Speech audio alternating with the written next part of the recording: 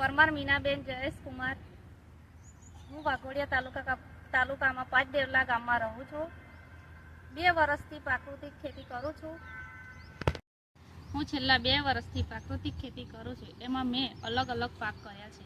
એમાં છે ઘઉં, મરચી, તુવેર, ટામેટા છે, રીંગણી છે અને વાલપાપડી છે. તે પ્રાકૃતિક ખેતીથી અમે કરીએ છીએ. મારા ખેતરમાં મેં જીવામૃત અને ઘન જીવામૃતનો ઉપયોગ કર્યો છે. તેનાથી મને ઘણો ફાયદો મળ્યો છે. જ્યારથી હું પ્રાકૃતિક ખેતી કરું છું ત્યારથી મને બમણો નફો થયો છે.